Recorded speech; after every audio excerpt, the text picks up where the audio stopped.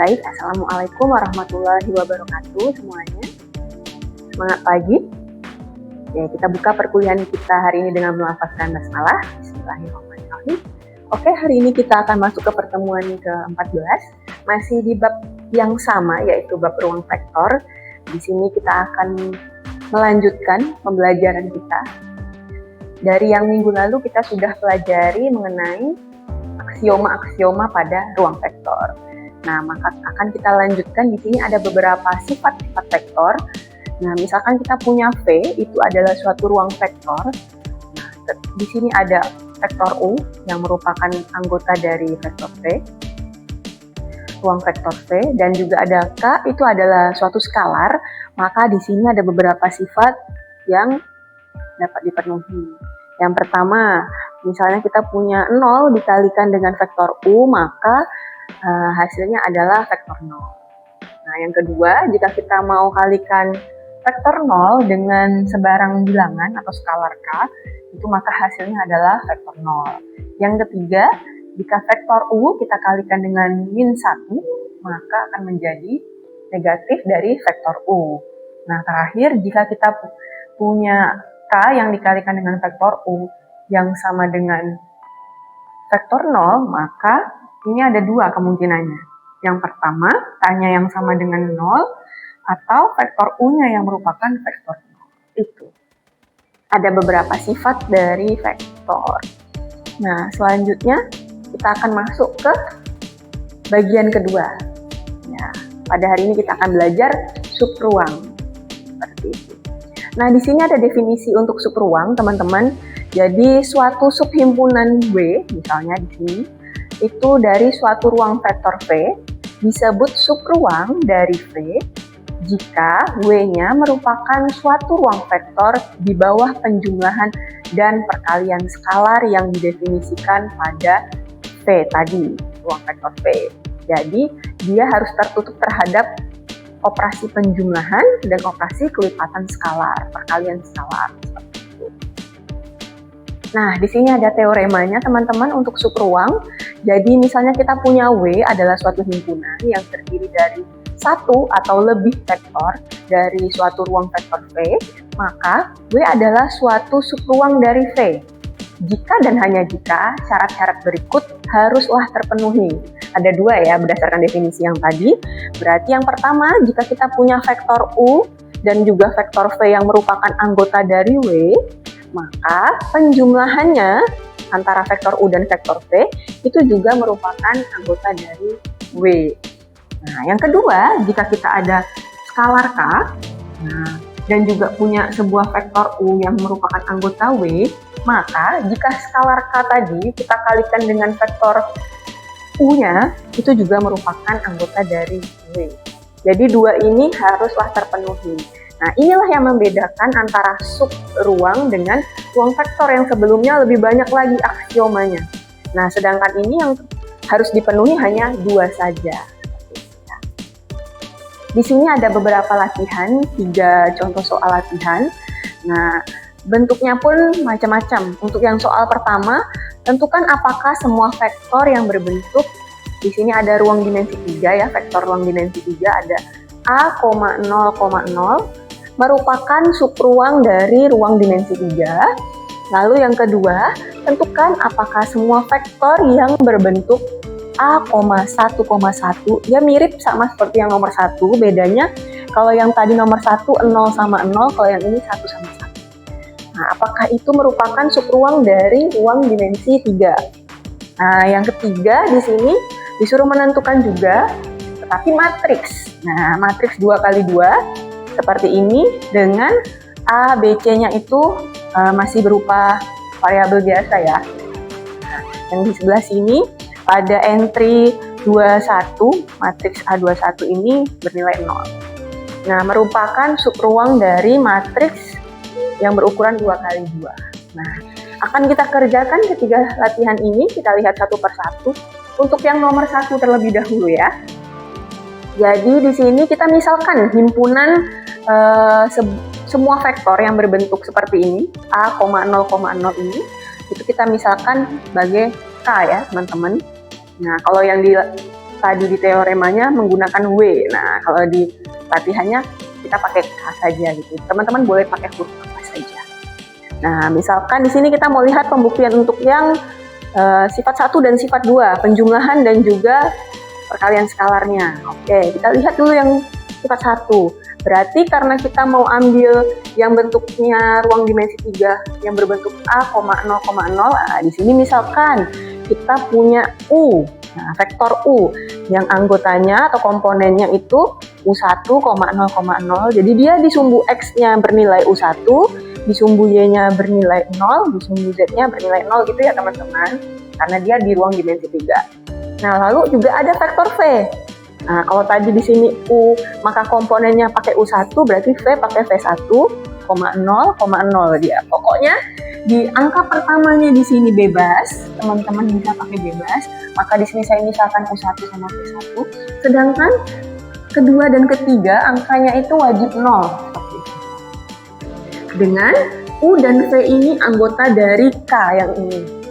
Karena bentuk U sama seperti bentuk yang himpunan yang ada di K, dan bentuk V juga sama seperti bentuk himpunan yang ada di K. Seperti itu ya teman-teman. Oke, selanjutnya langsunglah kita operasikan penjumlahannya. Karena kita akan melihat apakah dia tertutup terhadap penjumlahan atau tidak. Oke, di sini kita tuliskan vektor U ditambah vektor V. Nah, langsung saja kita masukkan vektor U-nya di sini, vektor V-nya di sini. Nah, seperti biasa untuk operasi penjumlahan pada vektor, maka kita jumlahkan yang posisinya bersesuaian. Berarti U1 ditambah V1 di sini, koma, angka kedua ditambahkan dengan angka kedua, di sini angkanya adalah 0 dan 0, maka hasilnya 0 kalau dijumlahkan. Lalu angka ketiga juga dijumlahkan dengan angka ketiga, hasilnya 0. Seperti itu ya teman-teman. Jadi di sini sudah terlihat hasilnya adalah U1 tambah V1, 0,0. Nah, karena bentuk seperti ini sama seperti bentuk si K tadi ya. K itu kan bentuknya harus angka pertama bebas Bu, angka kedua dan ketiga wajib 0, seperti itu. Maka di sini bisa dilihat angka pertamanya bebas, ini angka yang sebelum koma di sini bebas, angka kedua ketiganya wajib 0. Maka karena dia bisa sama seperti yang K, nah, himpunan yang vektor yang berbentuk seperti itu, angka pertamanya bebas, kedua ketiganya 0, maka dia juga anggota dari himpunan K. Terbukti yang teorema yang sifatnya pertama. Sekarang yang kedua, untuk yang perkalian dengan skalarnya. Jadi kita misalkan adalah sebarang U yang merupakan komponennya U1, 0,0 dan U ini adalah anggota dari K. Karena bentuknya sama seperti yang ada di K, himpunan K, seperti yang ini. Nah, maka di sini tinggal dikalikan saja vektor U-nya dikalikan dengan skalar K. K kecil ya, bukan K besar yang sama seperti di atas ini. Nah, maka kita kalikan saja K dikali sama vektor U. Vektor U-nya adalah ini, U1, 0,0. Maka kita kalikan ke dalam. K dikali U1, K U1, K dikali 0, 0, K dikali 0, 0. Nah, dari hasil yang ini pun dapat diketahui nih teman-teman.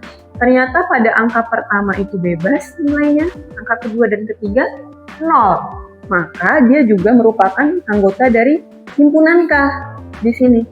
Maka terbuktilah juga sifat yang kedua. Jadi karena sifat 1 dan kedua terpenuhi, maka kita bisa simpulkan bahwa K merupakan ruang dari ruang berdimensi 3. Seperti itu ya teman-teman untuk nomor 1. Untuk yang nomor 2, di sini mirip, dia masih menggunakan ruang berdimensi 3. Nah, tetapi di sini ada perbedaan pada bentuk himpunannya. Oh, di sini kita menggunakan himpunan L ya teman-teman untuk soal yang kedua. Jadi di sini semua vektor yang berbentuk angka pertamanya bebas, angka kedua dan ketiganya 1. Kalau tadi nomor 1, angka kedua dan ketiganya adalah 0. Kalau yang ini angka kedua dan ketiganya 1, wajib 1. Oke, sama seperti proses yang sebelumnya. Kita misalkan dulu ada sebuah vektor, misalnya vektor U. Nah, jadi di sini vektor U-nya ada U1, 1,1. Nah, kenapa? Karena angka pertamanya bebas, kedua dan ketiganya wajib angka 1. Gitu. Untuk yang selanjutnya ada vektor V. Itu anggotanya ada V1, 1,1. Nah, U dan V tadi itu vektornya, itu anggota dari himpunan L di atas. Seperti itu. Lalu kita masukkanlah ke operasi penjumlahan. Nah, operasi penjumlahan untuk vektor U ditambah vektor V, berarti ini adalah vektor U-nya, yang ini adalah vektor V. Sama seperti yang tadi, yang posisinya bersesuaian, kita jumlahkan. Berarti U1 ditambah V1 di sini, koma, 1 tambah 1, 2, berarti 1 tambah 1 yang belakang juga 2. Nah, dari bentuk seperti ini teman-teman, sudah terlihat. Ternyata di sini angka pertamanya bebas, oke, masih bisa. Tapi angka kedua dan angka ketiga di sini bernilai 2. Sedangkan himpunan L tadi itu adalah himpunan semua vektor yang membentuk vektornya itu angka pertamanya bebas, angka kedua dan ketiganya wajib angka 1. Nah, berarti sudah tidak terpenuhi nih, karena di sini bukan angka 1, tapi angka 2. Sehingga dia bukan anggota dari himpunan L. Nah, kalau kita mau teruskan lagi nih teman-teman, sebetulnya satu pembuktian yang sudah tidak terpenuhi ini sudah cukup untuk membuktikan kalau dia bukan subruang dari ruang dimensi 3. Tapi kalau teman-teman mau melanjutkan ke nomor 2 juga tidak apa-apa. Kita mau cek yang nomor 2 ya. Berarti sama, kita misalkan ada U yang anggotanya atau komponennya adalah U1,1,1 dan U ini adalah anggota dari L, maka kita mau kaliin U sama skalar K, sebarang bilangan K. Maka kita kalikanlah ke dalam. Vektor U adalah U1,1,1, maka K dikali U1, K U1. K dikali 1, K dikali 1, K. Nah, bentuk seperti ini pun, nah teman-teman bisa lihat, ternyata angka pertamanya bebas, angka kedua dan ketiganya belum tidak satu di sini. Padahal wajib nih, L itu wajib himpunan yang vektornya berbentuk angka pertama bebas, kedua dan ketiga wajib 1 katanya di sini. Nah, sedangkan di sini K, jadi bisa angka berapa aja. Nah, maka untuk sifat kedua pun tidak terpenuhi karena bentuk seperti ini tidak seperti bentuk pada himpunan L. Maka ini bukan anggota himpunan L. Nah, karena sifat pertama dan sifat kedua tidak terpenuhi, atau kalau mau pakai salah satu sifat saja yang tidak terpenuhi juga boleh, maka kesimpulannya L bukan subruang dari ruang dimensi 3. Seperti itu ya teman-teman. Jadi tadi nomor 1 dia terpenuhi, maka dia di sini tadi K merupakan subruang dari ruang dimensi 3. Nah, si L kebetulan yang nomor 2 ini tidak terpenuhi, maka dia bukan subruang dari ruang dimensi 3. Seperti itu. Oke, kita coba lihat untuk soal yang terakhir ya, nomor 3. Di sini bentuknya matriks, ukurannya 2x2. Nah, kita misalkan himpunannya berbeda lagi nih. Kalau tadi K, L, nah yang ini M nomor 3. Jadi M itu adalah semua matriks yang berbentuk seperti ini. Ukurannya 2x2, terus entry-entry yang ini bebas, tapi entry yang 21 ini wajib 0, katanya seperti itu. Nah, sama, langkahnya juga sama seperti yang nomor 1 dan nomor 2. Kita misalkan ada vektor atau matriks U di sini. Nah, maka yang di sininya entry-entry yang ini kita tulis bebas U1, U2, U3, tapi entry 21-nya di sini kita isinya 0. Lalu ada matriks yang satunya lagi yang di sininya bebas, tapi entry yang 21-nya wajib 0. Maka U dan T-nya ini anggota dari M. Seperti itu ya. Nah, selanjutnya kita jumlahin. Berarti matriks U ini kita jumlahin sama matriks V. Nah, seperti biasa kita jumlahkan yang posisinya bersesuaian juga untuk matriks. Jadi U1 ditambah V1 di sini, U2 ditambah V2 di sini, 0 ditambah 0 di sini, U3 ditambah V3 di sini. Nah, bentuk ini sama, masih sama seperti bentuk M, himpunan M. Jadi, yang di sininya bebas, tetapi yang di entry 21-nya itu wajib. Maka dia merupakan anggota dari M. Sifat pertama terpenuhi. Kita lihat sifat yang kedua. Nah, misalkan ada U, di sini entry-nya seperti ini, yang ini bebas, yang ininya wajib 0. Nah, kemudian U-nya ini berarti anggota dari M, maka kita lihat perkalian skalarnya. Nah, dikaliin sama K misalnya. Jadi semua entry di matriks kita kaliin sama K. Maka K dikali U1, K dikali U2, K dikali 00, K dikali U3, U3. Seperti itu.